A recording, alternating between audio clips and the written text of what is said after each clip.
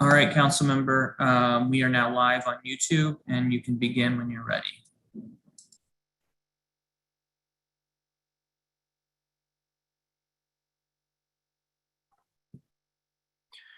Good morning. I'm Robert White, council member at large and chair of the Committee on Government Operations and Facilities. Today is Tuesday, October 30th, 2021, and we are meeting today remotely via the Zoom teleconferencing platform. The time is now 10:06 a.m. and I'm calling to order this public roundtable of the committee on the preferred qualifications for the next executive director of the Office of Advisory Neighborhood Commissions. This roundtable is one of a series of engagements to collect feedback from advisory neighborhood commissioners or ANCs and members of the public in the selection process for a new permanent executive director of the Office of Advisory Neighborhood Commissions or OANC, and to help direct the future of that office. The executive director of the OANC is an at-will employee of the council, formally chosen by vote of the council through a resolution that will be drafted after a nominee is selected. The chairman has asked for my assistance and the assistance of this committee in managing the selection process for the next permanent executive director. While I am limited in my ability to speak to HR issues surrounding former or council employees, I do want to again take this opportunity to thank Gottlieb Simon for his many years of service. I also want to thank Jeanette Grant, who agreed to take on the role of interim executive director of the OANC while we go through this selection process. Both Gottlieb and Jeanette have helped ensure that the next executive director has a foundation to build on. I sent a letter to all commissioners a couple weeks ago laying out our process for identifying the right person to lead OANC going forward. I provided a link to a survey asking for your thoughts on what we should use as the selection criteria for the next executive director, and heard from many of you through that survey. In fact, I think we got 85 responses. Today's roundtable is on the same topic, providing another forum so we can understand what you want to see in candidates to lead the OANC. While the formal application process has not yet started, we have already begun to receive expressions of interest and resumes from candidates for the position. After reviewing the testimony received from today's roundtable and the survey responses, I will interview the top candidates for the position and then give Chairman Mendelson the opportunity to interview them as well. My expectation is that the position description will go out this week. Once we have a proposed nominee for the consideration of the full council, we will announce the nominee's name and get feedback on the selection at our next roundtable, which is currently scheduled for December 15th, although I expect that timeline to be pushed back because of some delays from the Thanksgiving holiday. If all goes well, we expect to have someone ready for a vote by the full council in January. On January 13th, we have scheduled a third roundtable on the strategic plan for the OANC, which will give another opportunity for commissioners and members of the public to share your thoughts on what you would like to see from the OANC in the years to come. My goal in this process is to have an unprecedented level of transparency and engagement in the selection of a position like this, because we know how important the OANC is to how our ANCs function. Our commissioners need all the support they can get. To try to improve the support for our commissioners, my committee and the council has nearly doubled the budget for ANCs and the OANC since 2019, when I took over as chair with jurisdiction over the OANC. This funding and these supports have come like remote meeting technology, printing support, website assistance, constituent engagement applications, professional support services, translation assistance, sign language interpretation, and implicit bias training have all come at the request of commissioners. Unfortunately, implementation of many of those programs and initiatives has been slow to come to fruition. To get all that funding out the door and to meet the ongoing needs of commissioners, I believe the next executive director of the OANC must be a visionary and a problem solver. I also believe the next stage of the OANC should focus on improving operations of the OANC, whether through the director or through a deputy director. but I believe that staff have been underutilized and not given the professional development supports that any good organization needs in order to improve. Of course, I am here to hear your thoughts, not just to share my own. So I'm excited to hear from several of you who have signed up to testify today. Pardon me. Before we start hearing testimony, I want to lay out the ground rules for public witnesses. Everyone should have received a copy of the witness list yesterday. I will call those on our list in the order on that list. Well, that actually will be a little different today because some people's arrival times are staggered. But when I call your name as a witness, you will be promoted. You will drop out of the hearing momentarily and will come back in as a panelist. At that time, you can unmute yourself. Public witnesses will have 4 minutes to testify, and advisory neighborhood commissioners, as is the practice of this committee, will have 5 minutes to testify because of your status as elected officials. I'm now going to call up the first witness, and I'm actually going to call, witnesses in close to the original order. Some people have not arrived yet. So let me start with Commissioner Chuck Elkins, Commissioner Renee Bowser, Commissioner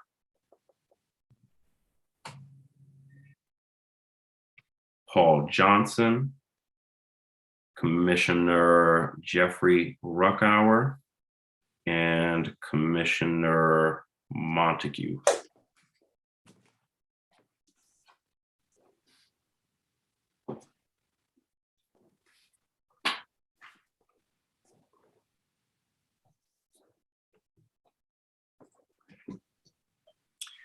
Good morning, Commissioner Elkins. Welcome, and you can begin your testimony when you're ready. Good morning, Mr. Chairman. Thank you very much. First, so that what I want to say today is not misunderstood, I want to make it clear for the record I am not and will not be a candidate for this position. But more importantly, Mr. Chairman, there is a nasty conspiracy theory circulating now that suggests that the commissioners involved in the Monday night caucus or those involved in the advisory committee to ONC on services, the Actos Committee, somehow had a hand in the council decision about Gottlieb Simon's retirement. And I want to ask that you make it clear at this roundtable this morning that this was not the case and that we did not ask you to make any personnel decisions or anything of the sort. Now to the necessary qualifications of the executive director. Mr. Chairman, you suggested that the next director should be a strong visionary who works well with the commissioners and a strong operations person. I want to adopt this summary of the necessary qualifications and try to elaborate on them in this statement. First, strong visionary. I believe that this new executive director should wake up each morning dissatisfied with the status quo and develop new ideas for how OENC can help commissioners carry out their duties and reach their fullest potential. In particular, I believe we need an executive director who understands the following. Number one, all ANC commission meetings occur after normal working hours. Therefore, the OANC director needs to work beyond the traditional 9 to 5 day. Secondly, for most commissioners, participating in monthly ANC meetings represents only the tip of the iceberg of their job. There are many other duties and functions outside the public eye that need support. Therefore, the OANC director needs to provide a much wider range of services than OANC provides currently. Third, constituents expect commissioners to understand and act on neighborhood issues in cases where the district government either plays or could play a role in finding a solution and resolving them. Therefore, the OANC commissioners should help commissioners understand, find, and make use of the services of district agencies in order to help their constituents. Number four, the current working relationships between the commissioners and district agencies are not always good, and there is much that could be done by OANC to change this. Therefore, the OANC director should actively work to improve these ANC and agency relationships. Number five, some problems identified in the commissioner's local neighborhood are similar to problems occurring across the district. and they can often best be solved through consultation and collaboration with other commissioners across the wards. Therefore, I believe the ANC director should facilitate this type of collaboration among commissioners. And finally, it is number 6, it simply is not acceptable that many commissioners complete the full 2-year term without obtaining the knowledge and tools needed to perform their job effectively. Therefore, the OANC director needs to organize and facilitate more effective training and support across a broad spectrum of topics and functions in order to dramatically shorten this learning curve. So in summary, I believe it's time to elevate the role of the executive director and of the office he or she will lead. A candidate who is capable of only providing the same kind of support to commissioners as the office has in the past, even with a high level of enthusiasm and energy, is not the kind of strong visionary leader of OANC that I believe we need now. The role of ANC commissioners is so much broader than has been supported by OANC in the past. And I believe we need an executive director who first recognizes this larger role of commissioners and is creative in finding ways to support and enhance the ability of commissioners to reach their full potential. However, even if a candidate is visionary and a good people person, that's not enough for this challenging job. Providing support for 298 commissioners and perhaps 40 new commissioners is a much harder job. Finally, I want to address the elephant in the room, namely the very low salary level currently being offered for this new director. If I'm correct, the salary offered is $114,000. And if that's true, then 23% of the current council staff earn more than this level. And an additional 13% of the council staff earn only a few $1,000s less. And I note that the person whom the council appropriately chose to appoint as acting executive director of OANC earned $48,000 a year more when she worked for the council than is now being offered for the new executive director of OANC. So in summary, I believe this is the time for the council to reappraise the job of executive director and raise the salary to a level commensurate with the huge challenges of this job. Thank you. Thank you very much. Is Commissioner Ruckauer with us?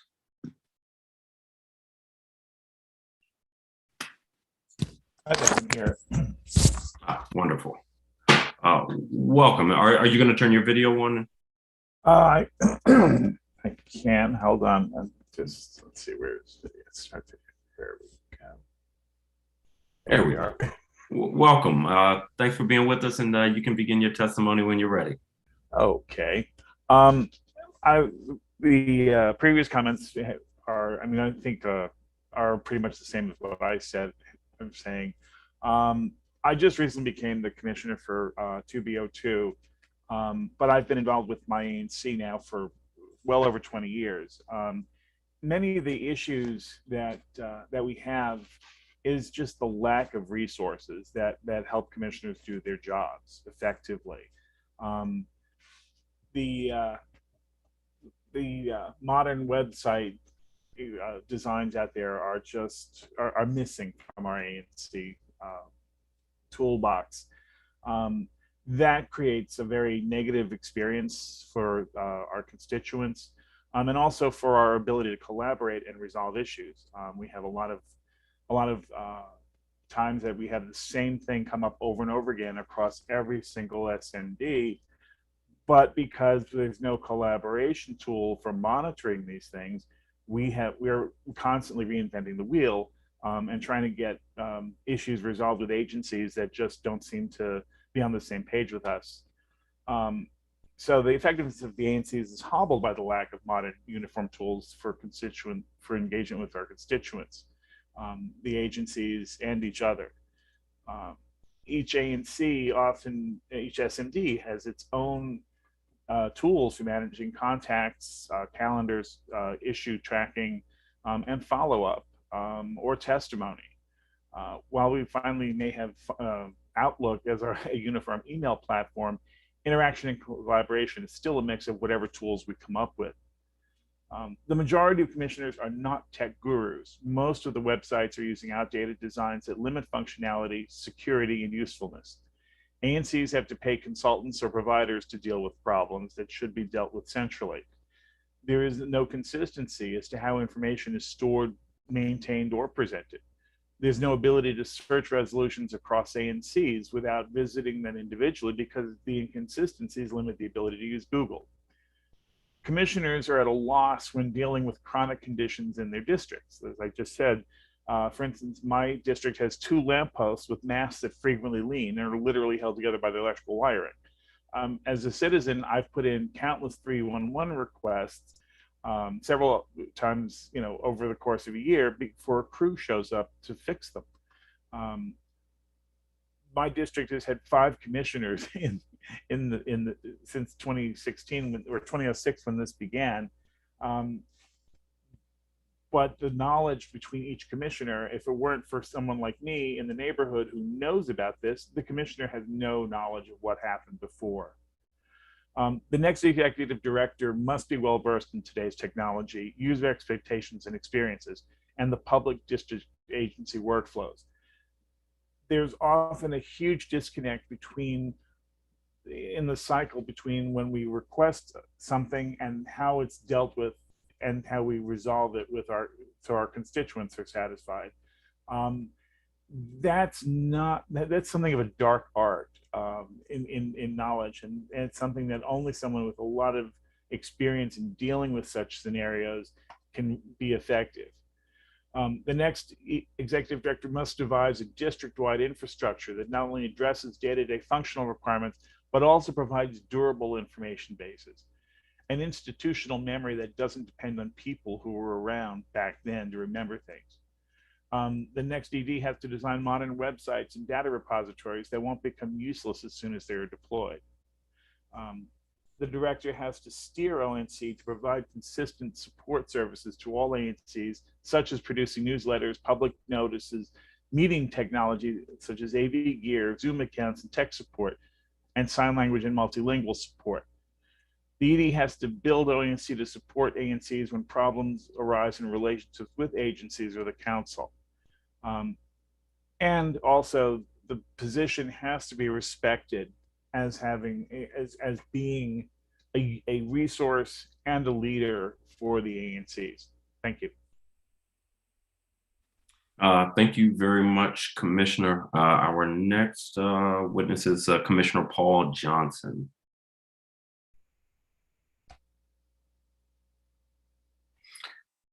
Welcome, good to see you. Thank you, good to see you as well. Thank you, Mr. Chair. I'm Paul Johnson, ANC in Ward 4 in Petworth, in 4C 07 to be precise. I'm here speaking in my own capacity.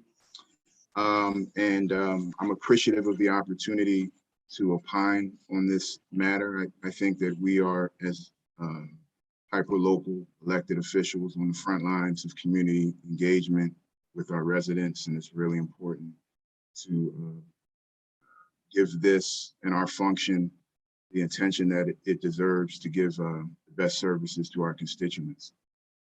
I just had a few thoughts that I wanted to flag. What I would like to see in the next director for the Office of ANC is a few things. One, honesty and being a sort of honest arbiter and broker. I think that in your capacity, Mr. Chair, as oversight for this office, I think that there should be zero tolerance for any specter of partiality. The director in the office should be an honest and arbiter of issues with respect to the various commissions under its remit. That's one. Two, I think that when conflicts arise of seeking clarity with respect to the office of the Attorney General, I think there needs to be some mechanism. I don't know if it's a mandate, oversight, or mechanism of resolution and clarity on how to proceed on matters when the Office of Attorney General is involved or opines or writes a legal opinion on the legality of a practice or some sort of issue. I think that it's unacceptable if an issue lingers in this sort of netherworld of being unresolved with the OAG and the OANC. So I think that's critically important to pay attention to. The resolution of a particular conflict, the enforceability of law and legality, and fidelity to the law and how it plays out in dealing with the OANC and the OAG. Lastly, I think that the Office of OANC should have some enforcement authority when it comes to conflicts of interest, or if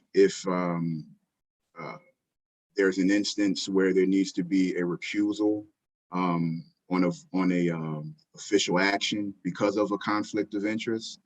I think that's something that needs to be considered and looked at, whether it is explicitly mandated or whether it's a cultural emphasis or prioritization. I think good government, resolution of conflicts, understanding how to wade through disputes of legality and enforceability after input is sought is critically important. Lastly, I wanted to say a few things about culture. This is a changing city. We're in a redistricting process. There's a lot of population growth. And I think that I would like to see the OANC director remind us about the history of the city and the institutional legacy of the city and practices of the city, and promote harmony with some of those legacy and memories with some of the change that is inevitable, and have greater harmony. I think that focus and an emphasis with the director in the office of that in mind, and encouraging that amongst ANC commissions would be very helpful to our community. So those are a few thoughts that I have, and thank you for the opportunity to opine on the matter. Thank you. Thank you very much, Commissioner. Next, Commissioner Renee Bowser.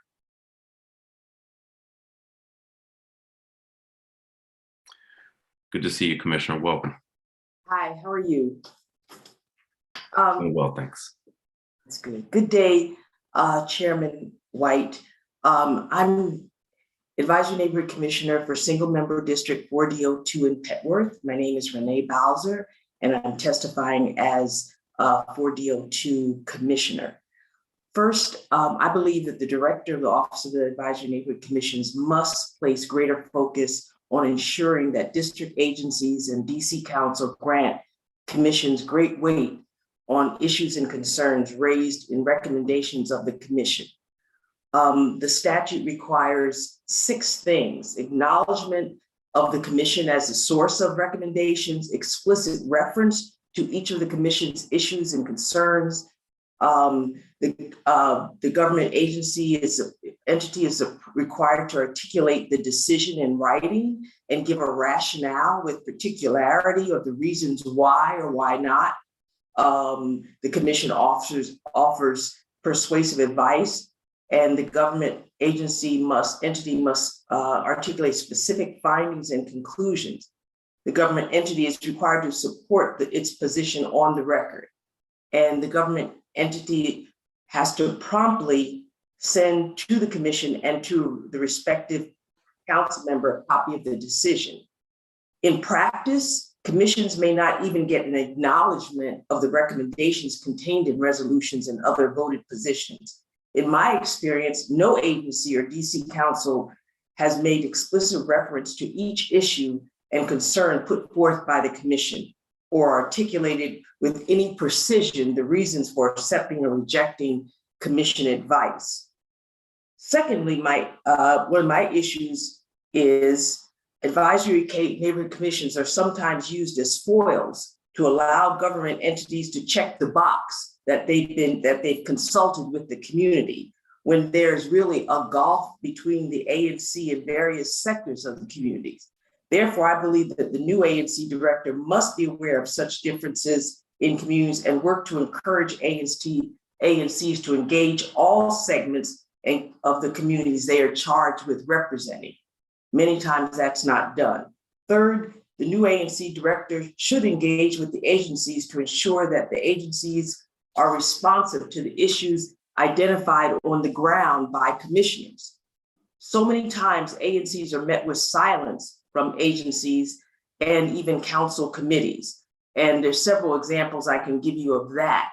Whereas in 2016, I asked the OAG to put a building in receivership because it has so many violations, and it took 3 years and didn't even get a response from the OANC.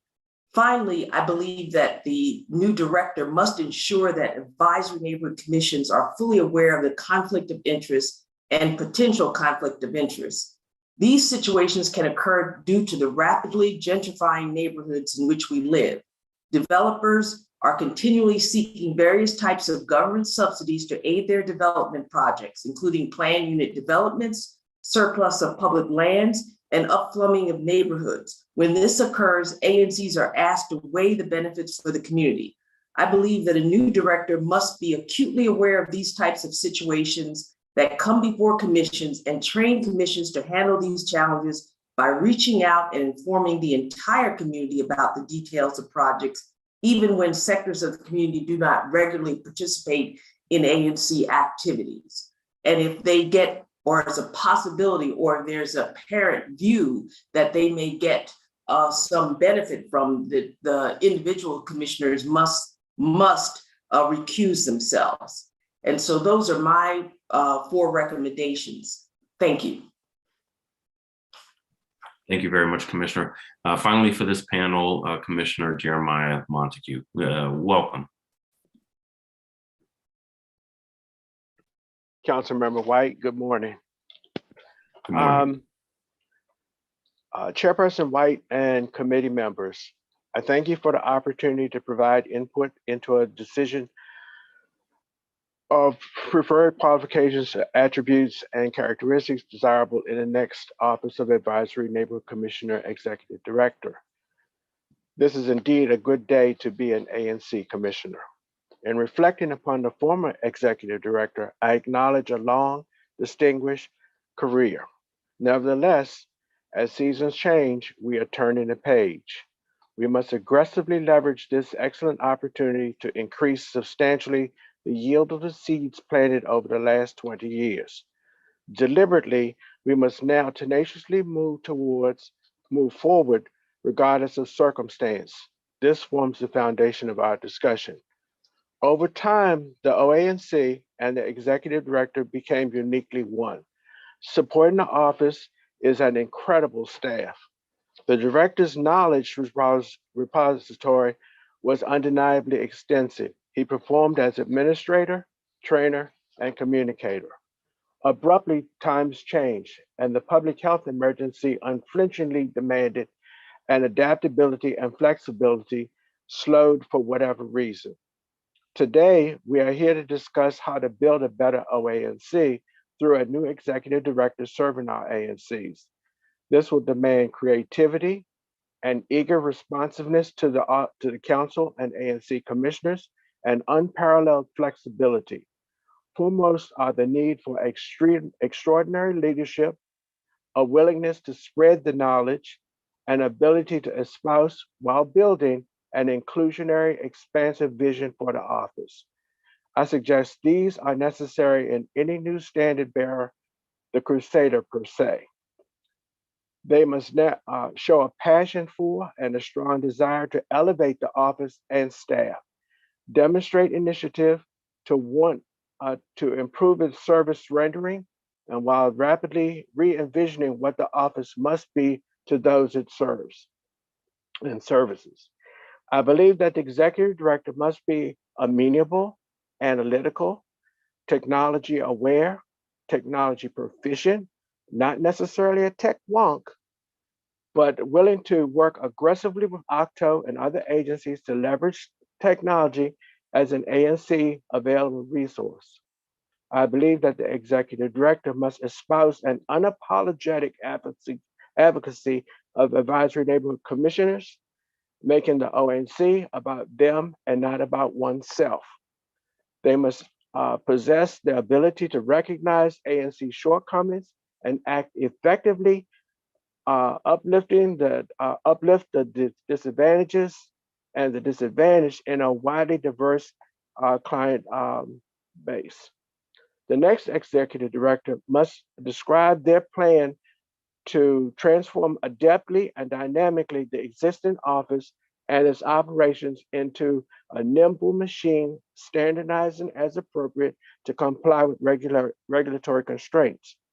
The demands experiencing how to be flexible enough, tailoring resources to support, maximize enhancing, and broadening service delivery to the 93 ANC commissions, but flexibly accommodate the complexities of the 293 person customer base the single member district commissioners occurring within. The executive director must act big picture, but realize where components underperform and act swiftly to right the ship, maintaining the delicate balance of what can be, never satisfied with what is. The executive director must not only communicate effectively, but possess high skills of organizational, project and financial management. The person should leverage the skills of existing staff, encourage continual knowledge acquisition, but also knowledge transference as a resource repository. Lastly, the incoming executive director must plan and promote every component of the ANCs within the mission of the ANC. This may mean devising a plan or executing an existing plan, which divides the office into three parts. They are the administrative service, the financial management and audit support service, and the ANC advocate and ombudsman. Thank you. Thank you very much, Commissioner's testimony is very, very helpful.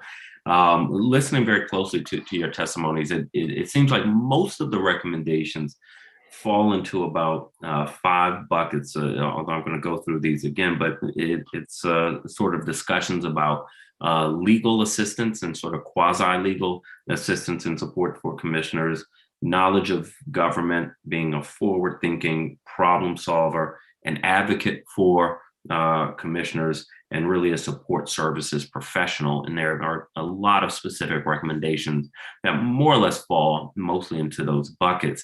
So let me sort of probe deeper into those.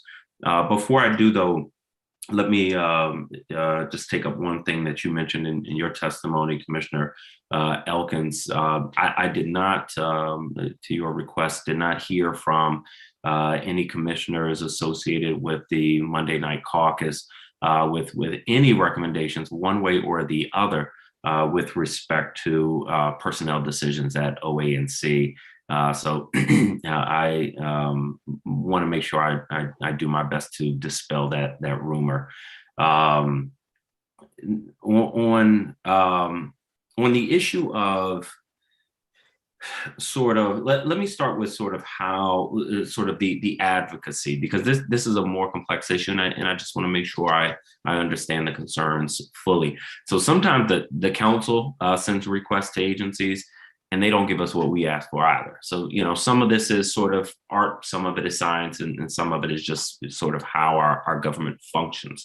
Are there any ways in particular that that any of you commissioners think that the OANC can really help get the the responsiveness that several of you spoke about from agencies. Several of you mentioned sort of the issue of great weight or not getting responses being sort of inconsistent between agencies. Are there ways that you think that the OA, any specific ways you think the OANC can be better at getting those responses? Commissioner Elkins. Well, a couple of ideas, council member. One is that the statute requires agencies to train their staff in the functions of the ANC so they can be responsive and understand what their duties are. I'm not sure that training is taking place, but in the future, it seems to me that it would be appropriate for OANC to offer that training to agencies so that it reflects the realities of what ANCs actually do, just as we often ask agencies to train us in how they operate as well. So I think there's a sort of a two-way street there. Secondly, I think Commissioner Bowser raised the issue that we do not have the agency responding as the statute requires, and yet there has not been a protest, to my knowledge, of that across any of the agencies from OANC. So OANC needs to be sensitive to how the work of ANCs is being dealt with. Otherwise, why do we spend all of our time writing these resolutions if they just go into a trash can? Yeah. Appreciate that. I have sort of a related question, but I want to allow room if anybody else has anything specific there. So one of the issues that came up in a number of ways is this idea of legal assistance. Sort of, you know, maybe it would be helpful to have a lawyer on staff at OANC reminding agencies of their legal obligation to respond to commissioners. Commissioner Johnson, you mentioned the issue of legal assistance. And I will say this, I got a concern similar to this at ANC. I can't remember if it's 8C or 8D 2 weeks ago. And so I actually reached out to the Office of the Attorney General, 8D, ANC 8D, or reached out to the Office of the Attorney General to ask for a formal position on OAG's role in representing commissioners. But I will sort of get more information on their role sort of regarding legal assistance to ANCs. The OAG, Office of the Attorney General, when there is an issue between a commission or commissioner on one hand and a government agency on the other hand, OAG statutorily represents the agency. So there is a conflict of interest when a commission or commissioner needs assistance moving an agency along or an agency not following the law. And I think that's sort of a blind spot or a place where we have to make sure we sort of give commissioners the resources they need. This is the type of thing that I hope we will discuss in the January hearing on the strategic plan for the OANC.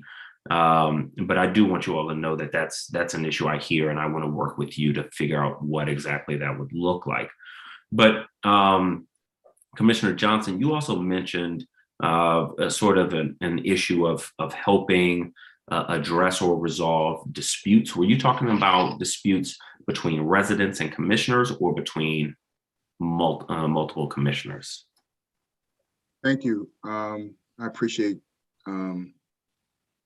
your discerning question. First, to your comment, though, I think representation and having a legal set of eyes looking over things is useful. But I'm also speaking to enforcement. When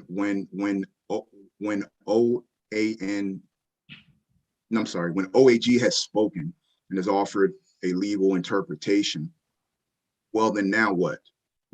How do we, if they have made a determination that a policy or then is illegal, how do we enforce that it's remedied? And then how does the office of ANC fit in that regard? Is it used as a backstop to, be in this sort of cycle of it never sort of being resolved? I think, some thought has to be given to how that plays out. And there are disputes, but well, this is a hypothetical. I mean, there can be all kinds of disputes that have material consequences for the residents, and to the district as well. Some as serious as financial questions that are risk of litigation for the district. I mean, these can be very serious sort of issues. So there needs to be, I think, clarity in the loop between commissions, OAG, and the OANC. And I forgot your second question. You were talking about sort of conflicts. Yes. Yeah. Well, hyper local politics is interesting. It's a lot of personalities and things happen, and no one's a babysitter. But I think that I don't know if it's something that can be mandated or if it's just a cultural point of emphasis from the new director, or if it's skills that the new director has in terms of mediation skills. I mean, I think that mediation skills are underused. I think that it's part of a implement in the toolkit of conflict that is underused across multiple district agencies, including this one. So I think whether the conflicts or disputes are community-based against the commission, which I've seen, whether they're intra-commission, which I've seen, or whether they're with agencies, which I've also seen, there needs to be funding, training built into that. Yeah. And last thing, I'm happy to see the implicit bias training, but I think that there needs to be more than that. Some skills about how to sort of work through some of these things, and perhaps look around corners as well with respect to changing demographics and conflicts that arise from that are important as well. So thank you. I appreciate that. And I agree that there's some need for mediation. That may be something that needs to be in the OANC budget, not necessarily done internally, but maybe something in the budget.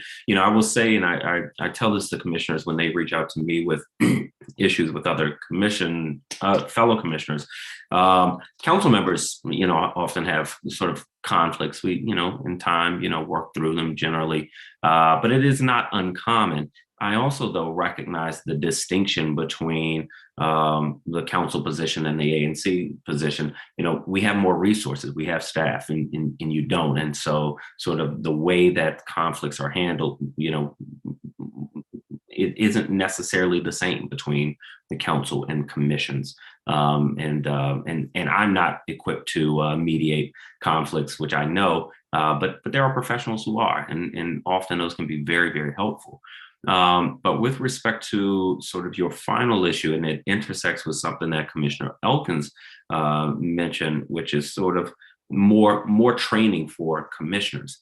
I think to some extent that falls on commissioners. Some people want to work to kind of improve and get better, but you need the resources there to take advantage of. And that is actually, I think, a really incredible point that you and Commissioner Elkins raised. Sort of if there is, so to speak, professional, I've thought about and spoken in hearings about professional development opportunities for the OANC staff, but, we all want to be sort of better at what we do. And again, commissioners are usually doing this in addition to their full-time jobs and families, and don't always have time or know where to go looking for these types of resources. And so this is the type of thing I think will make for much stronger commissions and commissioners over time. And this is the type of thing that the OANC should be kind of seeking out and advocating for on behalf of commissioners. So I do hear you on that.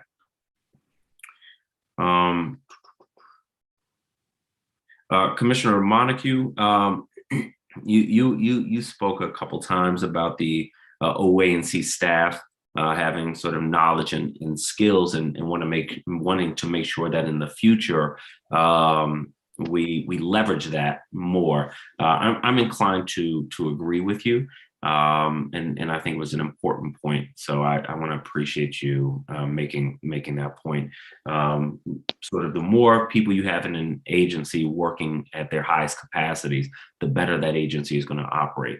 You look like you have something you wanted to add, Commissioner Montague.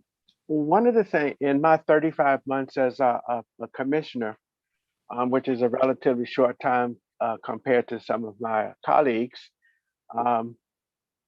in the backside of the OA&C, because I had the time, I spent a lot of time down at that office when we could go in there, and I just kind of harassed Mr. Simon and the staff to learn exactly how they went about their business.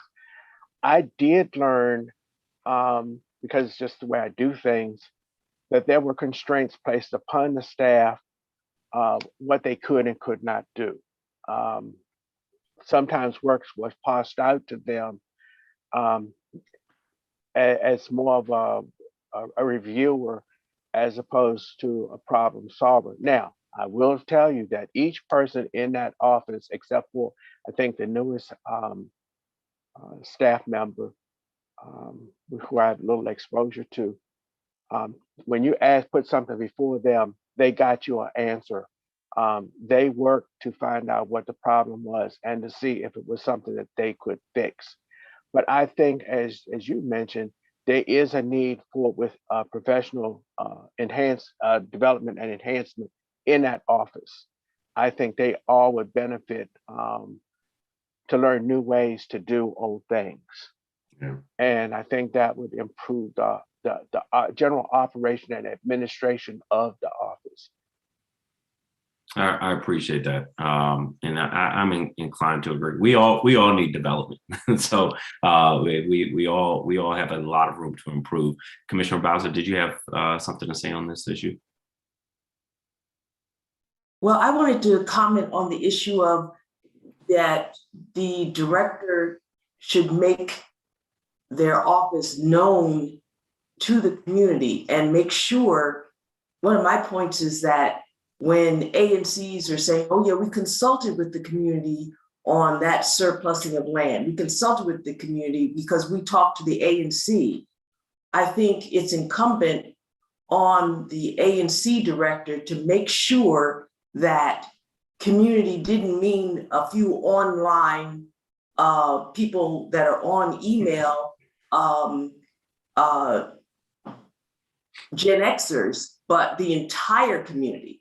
And I'm in a changing community, but I think it's important that the people that are all they have is their landline phone and the US mail, that they be contacted as well. And many times that does not happen. So when someone says, you know, we consulted with the commission as if we checked that box for community, it really is not community, because there are other community groups that should be reached out to and that many times are not. Because one of the things that I found out this year, that I got more calls this year that said, you know, I have this issue, and they didn't know who their commissioner was. Mm-hmm. And for some reason, even not in in 4D, but also in some other ANCs, and that shouldn't be, you know, because they're living there, they're in a home or something. There should be someone who's reached out to them, particularly when you've checked the box and said, I've talked, you know, we've talked to the commission. And particularly when, let's say, you're disposing of public land, or there's a PUD, a plan unit development, and you've gotten some park, but really you didn't get that much affordable housing that working class people really need. So I think there's this really, the commission should be more integrated with the community. And I think we need a director that realizes that. I appreciate that. We will. I mean, one of the sort of tranches of funding that I was able to get, and this came at the request of commissioners, was funding for commissions to be able to hire professional assistants, so that when you are kind of going across the table with developers, you have the resources that will help you.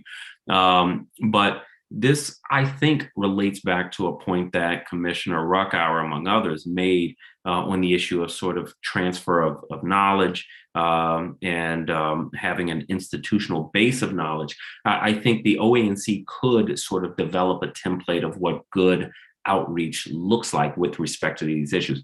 They could not sort of force you as a commissioner to do it because you're an elected official and they are not, but they could sort of create best practices so that you have a, sort of a baseline, and then your constituents and holding you accountable can say, did you do at least these things? And so I think it's that type of sort of creative thinking, but it's also the type of ideas that can be developed with some interactions with commissioners to say, how can I be more helpful in this? So I do see a path to that. Commissioner Johnson. Yes, thank you. I'll be brief. I just wanted to echo those sentiments with respect to Commissioner Ruckower. Is that how you pronounce it? Ruckower, is that correct? Ruckower, thank you. And Commissioner Bowser as well, about repository of knowledge. And sometimes in commissions, there's a lot of turnover. There's just things that you don't know. And there's record keeping. To me, it's this question of enforceability in culture. I mean,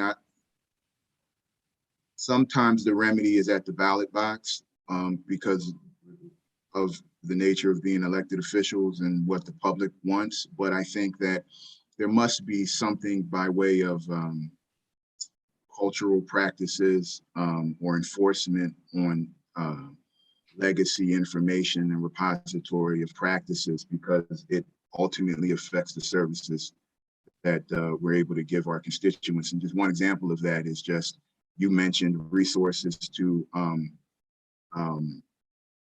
assess and determine a zoning matter or a development matter. I mean, this is highly technical stuff. And where's the repository of community benefit agreements, for example? How do we cite best practices? I mean, there's groups out there that have worked independently, and I and Commissioner Bowser actually have been involved in holding some trainings with respect to community benefit agreements.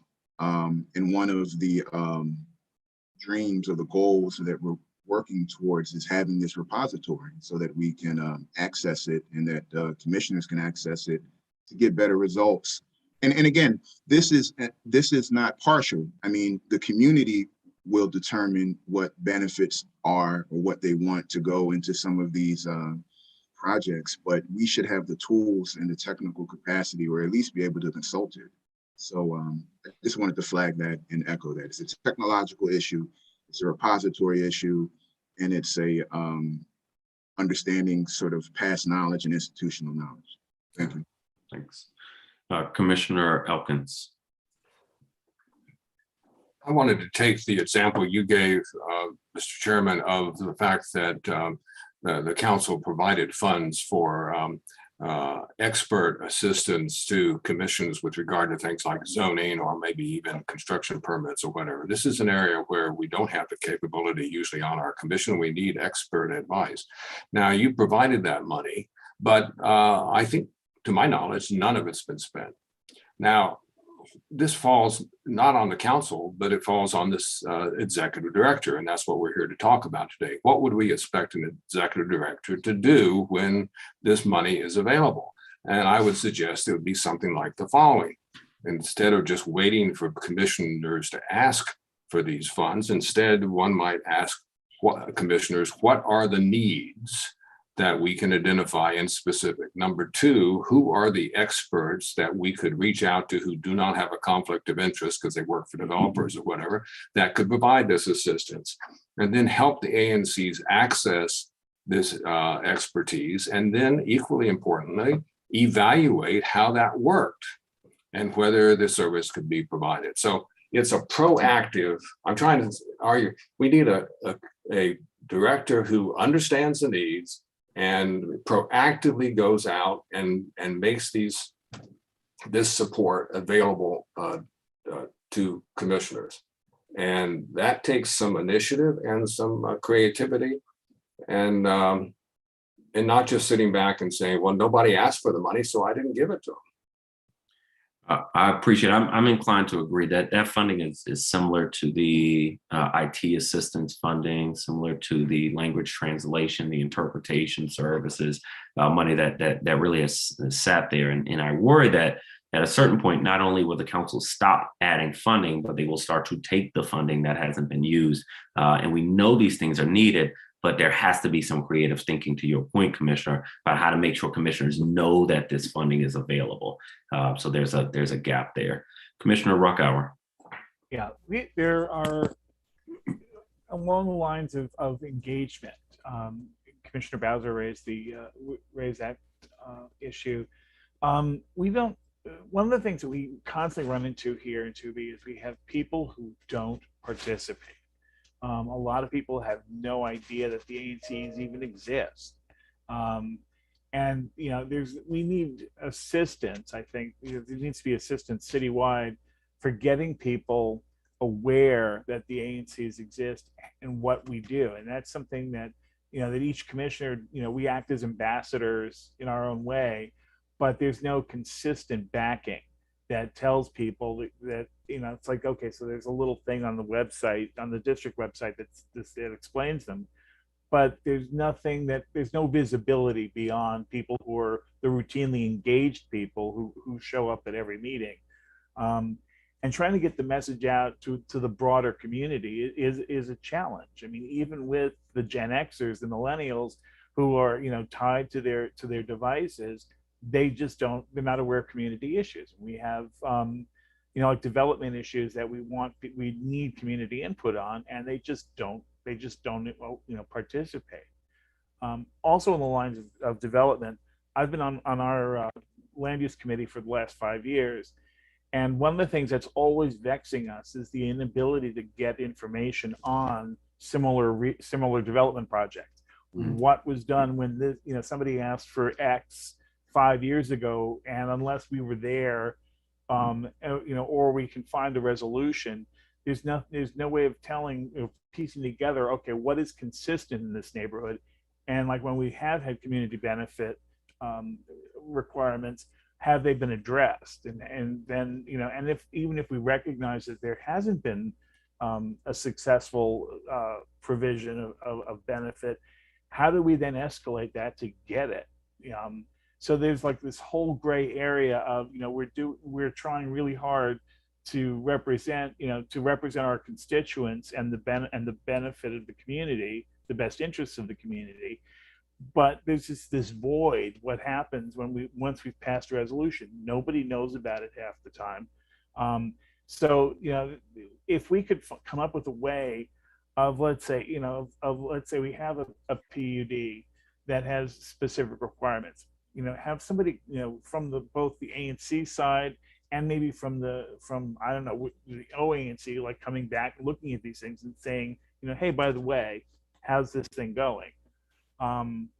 So I think things to raise the profile of the ANCs to begin with, and then ways of building this repository of knowledge that can be looked at not only from the ANC level, but people like the OANC, or even the council or agency heads being able to look at this stuff and seeing what's actually happening out here, and are we being effective, and are we getting results, and are we serving our constituents adequately? I appreciate that. Commissioner Bowser. I just want to make a quick point. With the agencies, and I would like to have a director that could try to impress upon the agencies the importance of recognizing that the ANC commissions and commissioners are the on the ground eyes and ears. I remember a couple years ago, I was asked to help a constituent regarding the single family residential rehabilitation program. And I wrote to the Department of Housing and Community Development. I CC'd you because a family had been in the application process for 5 years and had not gotten approved. I wrote to a Department of Housing and Community Development.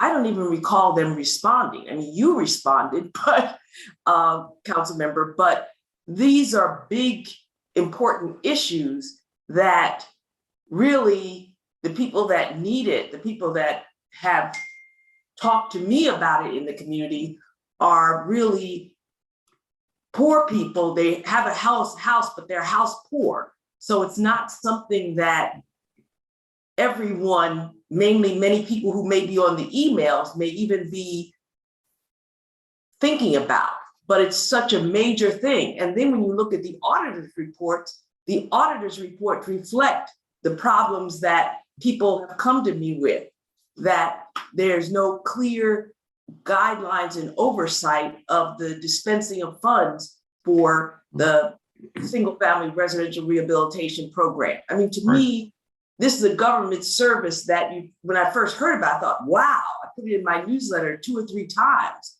but I don't know anybody that's helped. And so I think we need to have a director that can at least make the agency responsive on something. It's one thing to have a pothole, and that's bad because it can ruin your car. But if you need a roof and you don't have the money to pay for it, that's basic. Yeah. And we don't have anything that pushes them to be responsive.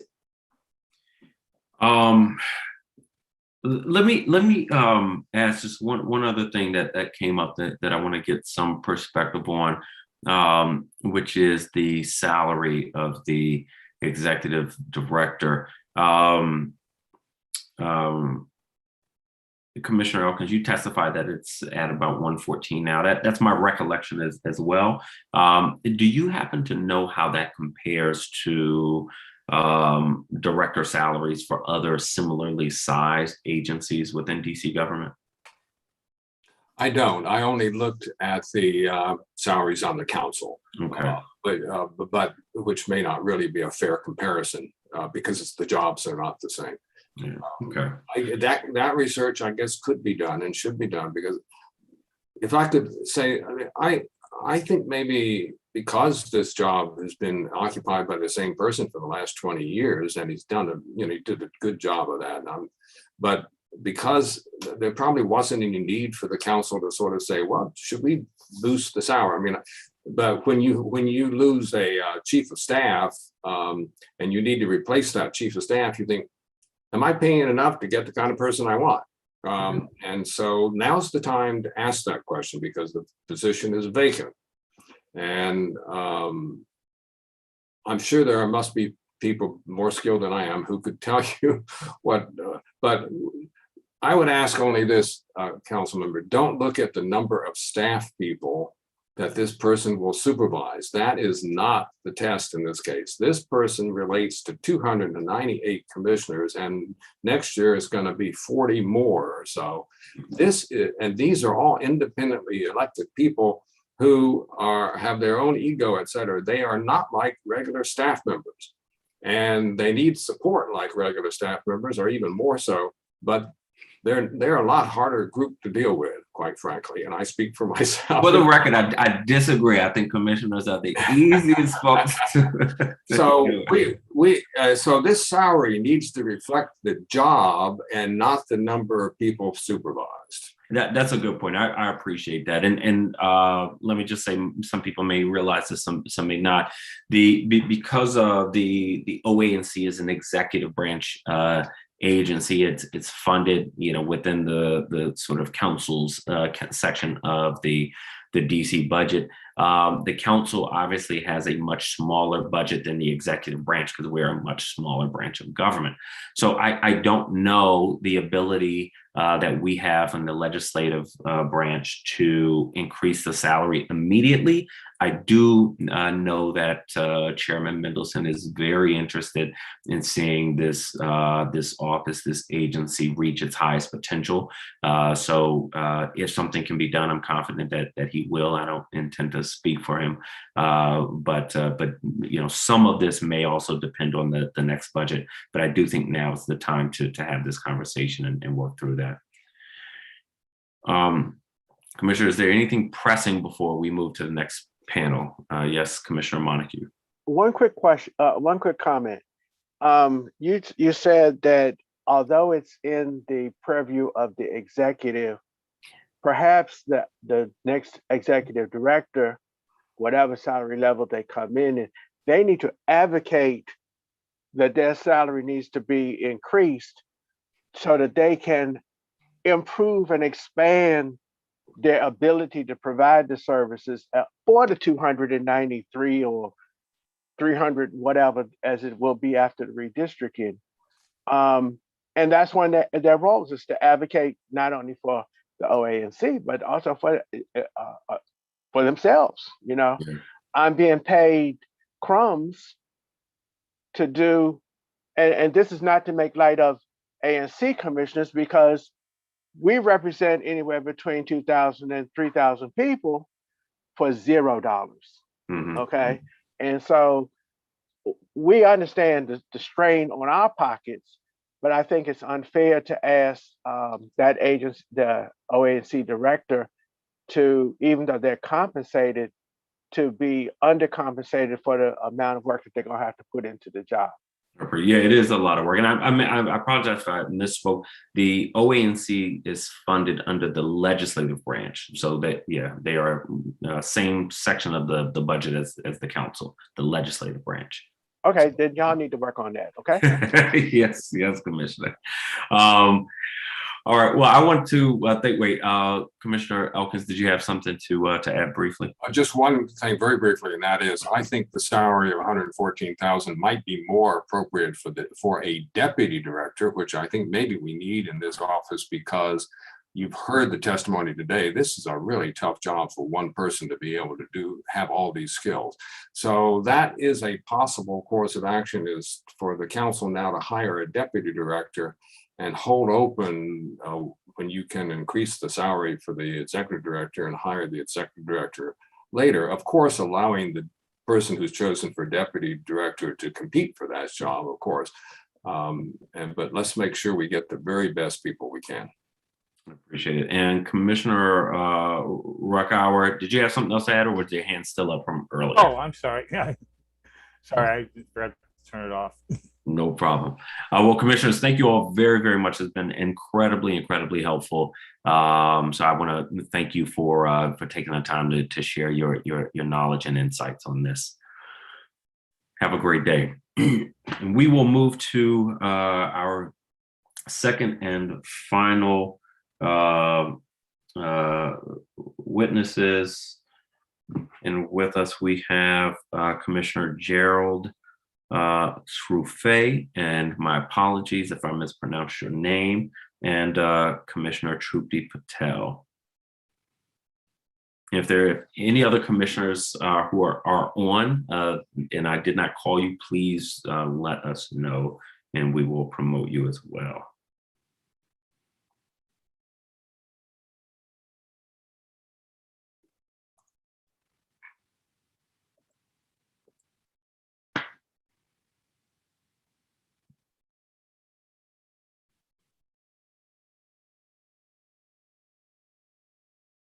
And Commissioner Srufe, there we are.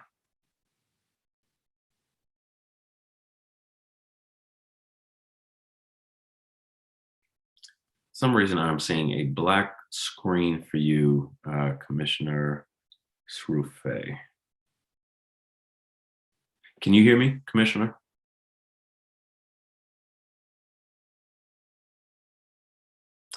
Why don't we do this? My staff will work with the commissioner and, oh wait. My staff will work with the commissioner, and we will start with you, Commissioner Patel. Welcome, very good to see you.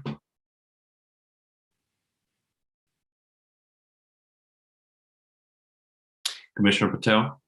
There we are. Good morning, Councilmember Wright. Apologies, was trying to find the unmute button. No problem.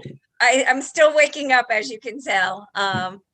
Good morning, Chairperson White. My name is Tripti Patel, and I'm one of the two Ward 2 leaders for Actos, a collective of ANCs who meet to discuss best practices on how we can be efficient and effective eyes and ears for our council members, district agencies, and the mayor. I weigh the great responsibility of trying to be eloquent, articulate, and succinct on an issue that has engaged many of the ANCs in the city. ANCs are only as effective as we can be and are allowed to be when we have effective leadership. And without warning, we no longer had leadership to address many of the concerns in these unusual times. We must all together find an individual who is to help us lead effectively, but most importantly, with the astuteness to understand that ANCs must lead in manners that resonate with their constituents. Many of the issues we deal with aren't in our purview and frankly above our pay grade, which is zero. When you're literally serving the public and not getting any compensation for it and have little to no appreciation for it, much less thanked for the work, it's on the leadership to keep ANCs engaged, motivated, and coming back to do this thankless work for another term. Many of my colleagues will present provoking and thoughtful dialogue on the direction we should take and who the next executive director will be.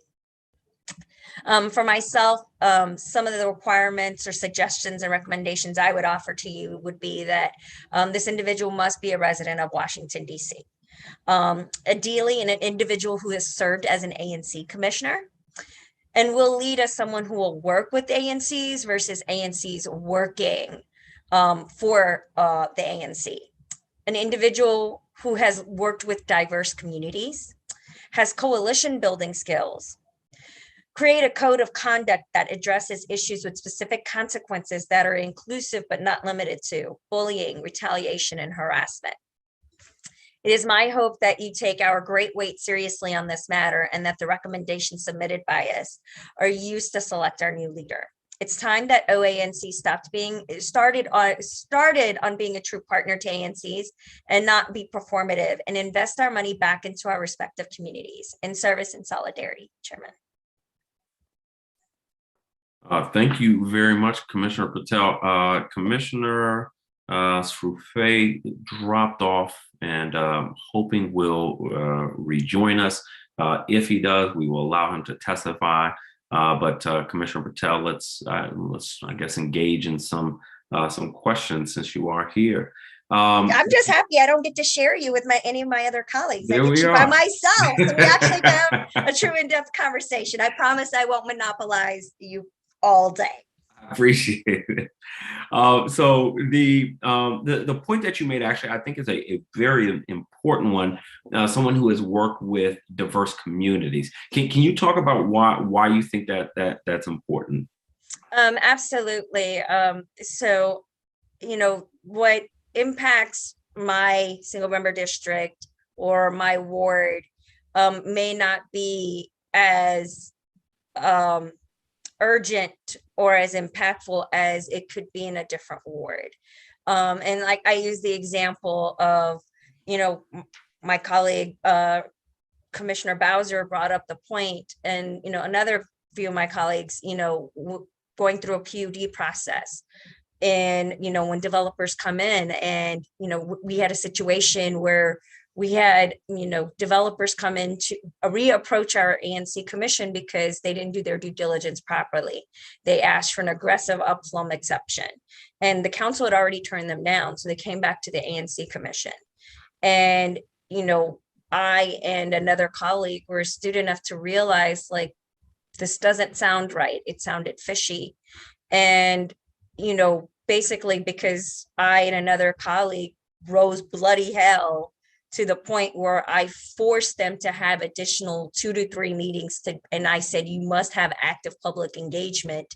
The residents of the development in question all pushed back and said, this is not what we want.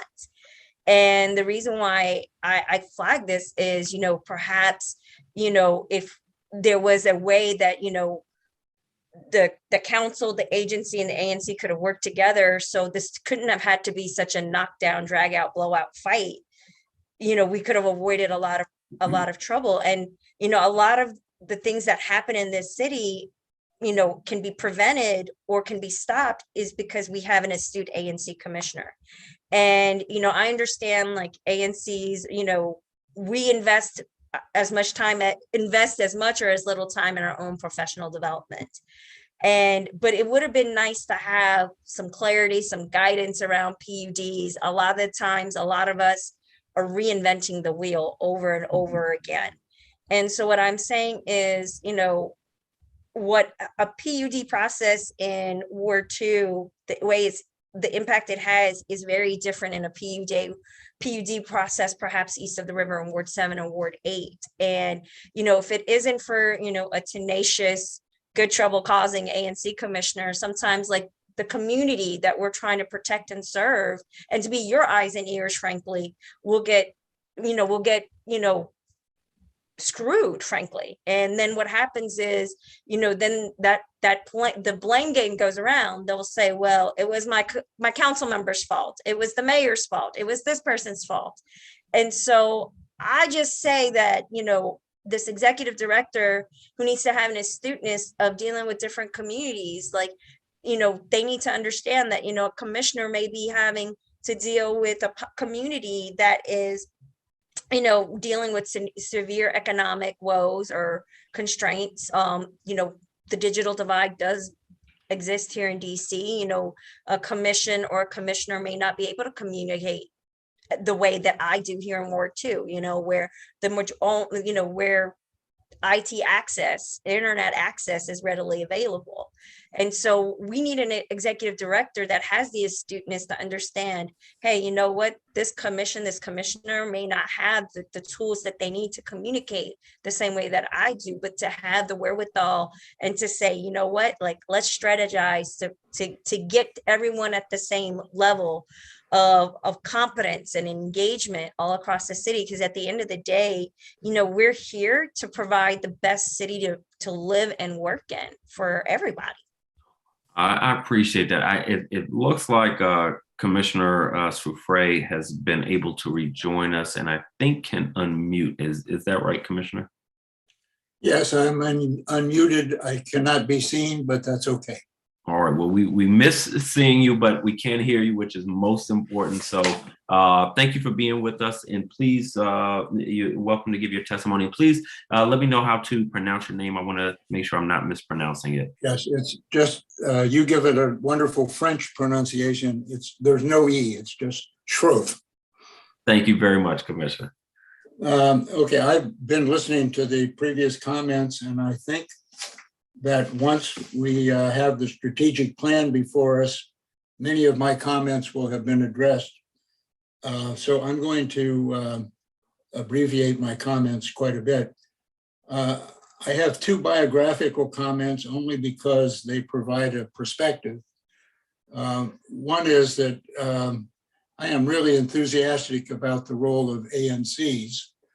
And in fact, because I might get some help from this meeting, I'm trying to write a legislative history of its establishment.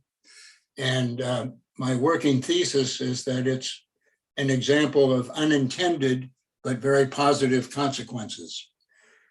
Secondly, I just wanted to point out that I've been an executive director of 3 national education organizations, and my academic career has been focused on leadership and program development, and I try to make use of some of that information.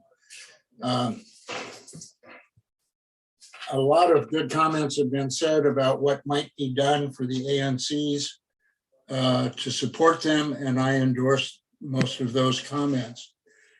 I would point out that a number of people have suggested the main thing that's required. I think the unique qualification required that might not come up otherwise is that the OANC director have familiarity and proven effectiveness in working with government in the District of Columbia. I think the District of Columbia is more unique than the ANCs, and that this is a rare skill. And it suggests to me that the pool of candidates might be larger than we tend to think. And I would hope that it would include members of councilman staff. I'm sure you don't want to lose any, but that would be one source. Another source would be private organizations who are working with the government. And so I would hope we could broaden the pool from what we've been thinking about. An additional point that I wanted to make that has not been mentioned is, assuming we find the right pool of candidates and we get some and we are going to interview them, there is a technique developed primarily in industry that's very effective called an assessment center. You might be familiar with the idea of in-basket work, but an assessment center essentially gives the interviewers, an opportunity to look at behaviors and propensities rather than simply looking at the checklist of the candidate's resume. Basically what the assessment center does, and it can be modified for interview situations, is provide a task and ask the person to respond to how they would go about solving it. And in the process, they demonstrate that they know something about delegation, follow-up, evaluation, calendaring, and other aspects of effective management. This information is further elaborated in my testimony, so I won't bother with it here. But I do think that we can do better with interviewing than we often do, and I encourage the council to think about that. Finally, I offer a challenge to the chair. In my personal experience, a position like this would invoke an executive search team from outside to find the right candidate. Apparently, the district works on a little more passive method of selection, but I will make the point that the ideal candidate for this position may not currently regard themselves as a candidate because they haven't thought about it and haven't been asked to. So my challenge to the chair and the committee is to think about how they can make a broad net distribution of this possibility, and also in a way that explains it enough that it might be attractive to a larger group of people. And in conclusion, I just want to point out that I think any ANC commissioner that I know will be happy to work with the chair in filling this position, because I think we all regard it as very important. So thank you. Thank you very much for your testimony, Commissioner Shrew.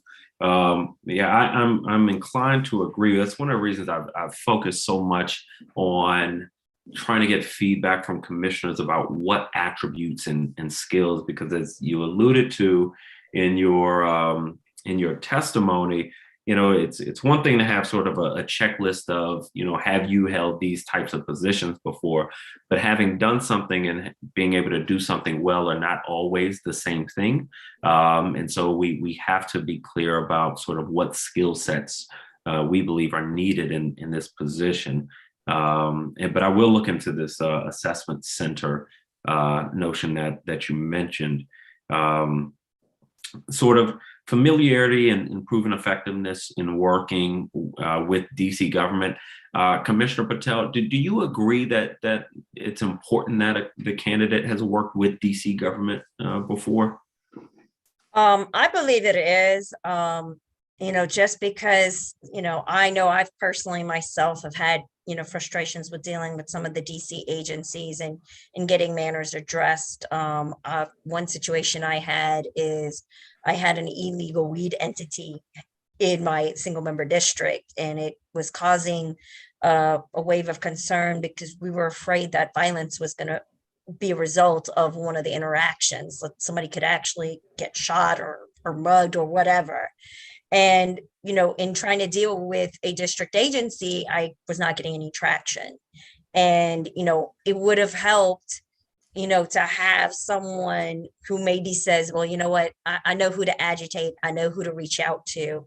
And I was just very politely persistent. I wouldn't let it go because of the community I was advocating for. There was a deep area level of concern. So I couldn't just, wait for somebody within the respective agency to get back to me. It was, okay, I have a situation on my hand where, the next time, MPD is called, it's to make an arrest, or, you're investigating a violent interaction that happens. And so for me personally, I think it is important that it be with the candidate must be someone who knows how DC agencies work. Would be best if it was someone that has worked within an agency, but that may be a little bit of a aggressive ask, but understand the agency and kind of know which levels of power to push to get the responses we need. So one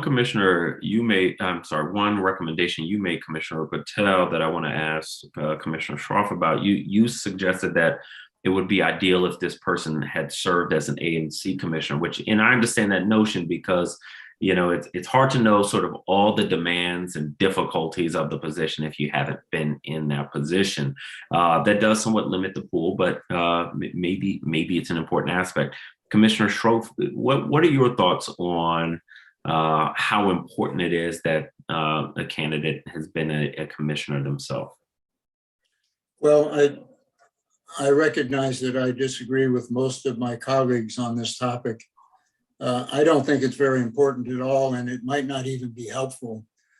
The ANC is a very challenging job. I recognize that. I think I'm in my 4th year and I'm still learning. However, I am learning. There are other attributes that are much more important than the fact that I have a challenging task in learning this. And in my testimony, I tried to make the case that if what you're looking for is continuity and stability, then going to the expertise you have, such as on the staff and with experienced ANC commissioners, is the way to go. But if you're looking for thinking about a different approach, might be more useful, then you would not go to those sources. It's the same as I understand Henry Ford said, that if you asked people what they wanted in improved transportation, they would have said a faster horse. I think we need to break outside of that if we want to rethink or think more broadly about what the agency office might be like. And that's why I would not put that at the top of the list, and instead put experience with proven experience with the district government. I appreciate that. Well, this has been a very robust discussion, and hearing the sort of thoughts and recommendations from various commissioners is very helpful in making sure that we are sort of all honing in on the same sort of priorities and skill sets. And really, there are so many commonalities, a couple of differences as there should be, but so many commonalities between these testimonies, which I'm going to pull together along with the many responses that we got from the survey. But Commissioners Patel and Schroff, I want to thank you both for your testimonies, for being here today to help us in this process. So that concludes our public witnesses for this roundtable. I do want to mention that if anybody who was unable to testify but would like to submit testimony, you are welcome and encouraged to do so.